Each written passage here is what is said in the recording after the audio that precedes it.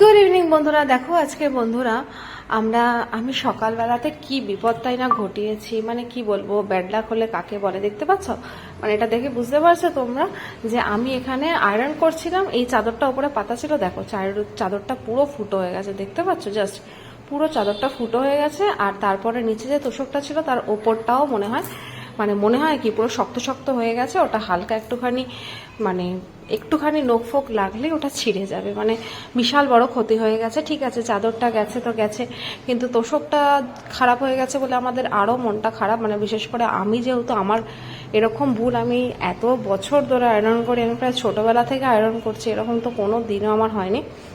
আমি প্রথম কি করে হয়ে গেল, এই জন্য আমি বলি যে কটনের চাদর ইউজ করা, মানে সুতির চাদর ইউজ করাটা ভীষণ দরকার।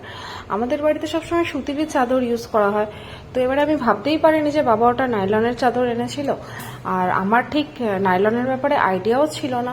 আর এর আগে আমি কখনো বাড়িতে তো নাইলনের চাদর ইউজ করতেও দেখিনি। এবার বাবা এনেছিল, আমি জানি না, আমি জাস্ট মানে আয়রনটাকে 30 সেকেন্ড হয়েছে কি হয়নি রেখেছি, ব্যাস এই কাণ্ড। তো ওইটা আমার একটা শিক্ষা হলেও তোমাদেরকেও বললাম, তোমরাও কিন্তু নাইলনের চাদর পেতো না।